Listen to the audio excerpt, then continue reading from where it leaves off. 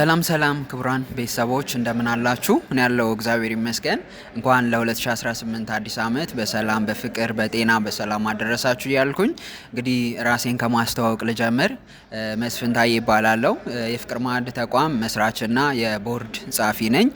እንግዲህ ዛሬ ወደ እናንተ የመጣሁት እንግዲህ በዚህ በአዲስ ዓመት እንግዲህ አዳዲስ ነገሮች ወደ ህይወታችን መምጣት አለባቸው፣ አዲስ ነገር ህይወታችን ላይ መከሰት አለበት ከሚል አንጻር እንግዲህ ተቋማችንን ለማስተዋወቅና የፍቅር ማዕድ እንዴት ተቋቋመ፣ ምን አይነት አገልግሎቶችን እየሰጠ ይገኛል፣ ምን አይነት ስራዎችስ ላይ ነው እየሰራ የሚገኘው የሚለውን ሀሳብ በተወሰነ መንገድ እናንተ ጋር ተደራሽ ለማድረግ እንግዲህ በዚህ መንገድ ወደ እናንተ መጥቻለሁ ማለት ነው። እንግዲህ የፍቅር ማዕድ ተቋም እንደሚታወቀው ከተቋቋመ 1 አመት ከ2 ወር ያክል ቆይቷል። በዚህ ቆይታው እንግዲህ ብዙዎችን በስራ እድል ፈጠራ በስልጠና ተጠቃሚ እያደረገ ይገኛል።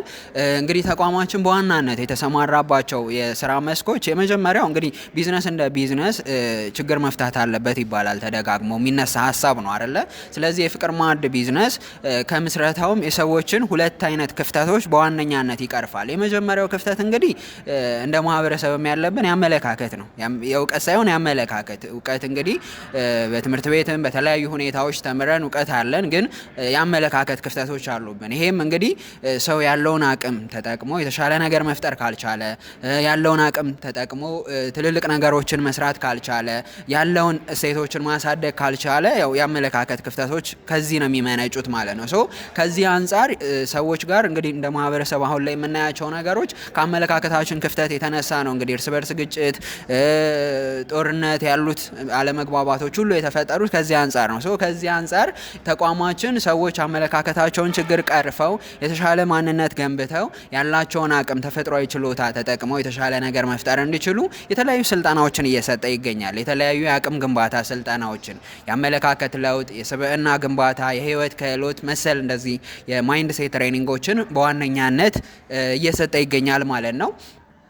የአመለካከት ክፍተትን በዚህ አይነት መንገድ እየቀረፈ ይገኛል። እንግዲህ ምናልባት መረጃው ካላችሁ አላቅም፣ እንደዚህ አይነት ስልጠናዎችን በትልልቅ ገንዘብ ነው የምናገኘው። ምክንያቱም የሰዎች ልጆች ላይ የሰው ህይወት ላይ ብዙ ለውጦችን ማምጣት የሚችሉ ስልጠናዎች ስለሆኑ በትልልቅ ገንዘብ ነው እነዚህ ስልጠናዎች ሌሎች ቦታዎች ላይ እየተሰጡ የሚገኙት። ተቋማችን የፍቅር ማዕድ ግን በዋነኛነት የሰዎችን ችግር በገንዘብ ብቻ ሳይሆን በአመለካከትም ጭምር መቅረፍ አላማ አድርጎ እየተንቀሳቀሰ ስለሆነ እነዚህን ስልጠናዎች በነፃ ነው እየሰጠ የሚገኘው በተቋሙ ባለበት ቦታ ላይ ቢሮ ላይ እና እንዲሁም በሶሻል ሚዲያ ፕላትፎርሞች ኦንላይን ስልጠናዎችን ይሰጣል ማለት ነው በብቁ ባለሙያዎች። ስለዚህ ስልጠና ላይ በመስራት የሰዎችን ችግር ወይም የአመለካከት ክፍተት በዚህ አይነት መንገድ እየቀረፈ ይገኛል። ሌላኛው የገንዘብ ክፍተት ነው ያለብን። እንግዲህ ገንዘብ ሁሉንም ነገር ይፈታል ብዬ ባልላቸውም ግን አብዛኛው እኛ የምንፈልጋቸው ነገሮች ገንዘብን ይፈልጋሉ። ስለዚህ ከዚህ አንጻር የገንዘብ ችግሮቻችንን መፍታት የምንችልባቸውን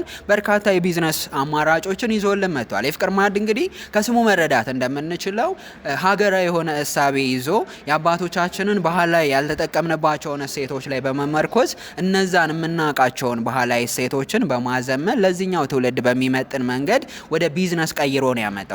ከዚህ አንጻር በዋነኛነት እድርን፣ እቁብን፣ ጂጊ ወይም ደቦ የምንለውን እሴታችንን እነዚህን ሶስቱን በማቀናጀት ወደ ቢዝነስ በመቀየር ሰዎች በትንሽዬ ኢንቨስትመንት በጣም ብዙ ሀብት ማፍራት የሚችሉበትን የዲጂታል እቁብ አሰራር የራሱ የሆነ ፕላትፎርም ዘርግቶለት በዛ አይነት መንገድ ሰዎች በትንሽዬ ኢንቨስትመንት መነሻነት ብዙ ሀብት ማፍራት የሚችሉበትን ብዙ ነገሮች መቅረፍ የሚችሉበትን የገንዘብ ችግሮቻቸውን በዚህ አይነት መንገድ መፍታት የሚችሉበትን የስራ ሀሳብ ይዞ እየተንቀሳቀሰ ይገኛል። በዚህም እንግዲህ በሀገር ውስጥም በውጭም ያሉ በርካታ ተጠቃሚዎች የፍቅር ማዕድ ብዙ ሰዎች እንዲቀየሩ በዚህ አይነት መንገድ ማድረግ ችሏል ማለት ነው። ስለዚህ የገንዘብ ችግሮቻችንን በዲጂታል እቁቡና ሌሎች የቢዝነስ አማራጮች መፍታት የምንችልበትን ሁኔታዎችን ፈጥሮልናል ማለት ነው። እንግዲህ ከዛ በዘለለ እንግዲህ ሌሎች የተለያዩ ቢዝነሶች ላይ እየተንቀሳቀሰ ይገኛል። የራሱ የሆነ ማይክሮ ፋይናንስ አለው። ሌሎች ቢዝነሶች ላይ እየተንቀሳቀሰ ይገኛል። ግን በዋነኛነት አገልግሎት ሰጪ ተቋም እንደመሆኑ መጠን ይህንን አገልግሎት በመስጠት ሰዎች እንዲጠቀሙ እያደረገ ይገኛል ማለት ነው።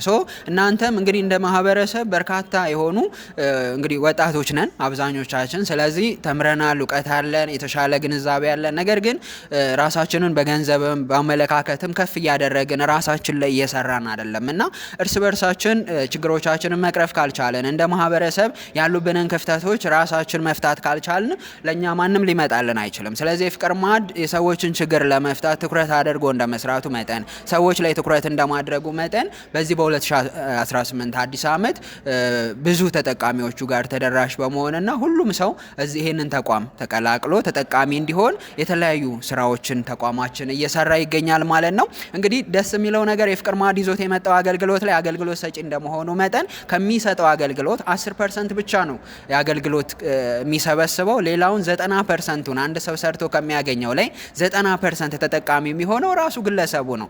እንግዲህ እኛ ሀገር ላይ እንደዚህ አይነት ካምፓኒ የለም አይደለ? አብዛኞቹ የኮሚሽን አሰራር ያላቸው ተቋማትም ብንመለከት 80-85% እነሱ ተጠቅመው 10-15% ነው ኮሚሽን ለደንበኞቻቸው ወይም ለተጠቃሚዎቻቸው የሚከፍሉት ማለት ነው። የፍቅር ማዕድ ግን እናንተ ሰርታችሁ ተጠቀሙና ከምታገኙት ነገር ላይ ለተጠቀማችሁበት የአገልግሎት ክፍያ 10% ብቻ ክፈሉኝ፣ 90%ን ግን እናንተ ተጠቀሙ የሚል ሀሳብ ነው ይዞ የመጣው። ድርጅቱም እንግዲህ ከዚህ ከሚሰበስበው የአገልግሎት የ10% ላይ ለመንግስት ታክስ የሚከፍል ነው ማለት ነው። ስለዚህ ሁላችንም ህጋዊ ሆነን በዚህ ተቋም ውስጥ ታቅፈን የገንዘብም የአመለካከት ክፍተቶቻችንም የምንቀርፍበትን ጥሩ የሆነ እድል ነው ይዞልን የመጣው ማለት ነው። ስለዚህ መለወጥ፣ ማደግ፣ ራሱን ማሻሻል የሚፈልግ ሰው በሙሉ ምቹ ጎዳና ነው ማለት ነው። እንግዲህ ሁላችንም በህይወታችን ማደግ፣ መለወጥ፣ የተሻለ ቦታ ላይ መድረስን እንፈልጋለን። ስለዚህ ማደግ፣ መለወጥ፣ የተሻለ ቦታ ላይ መድረስ ለሚፈልግ ሰው ትክክለኛ መንገድ ነው የፍቅር ማዕድ።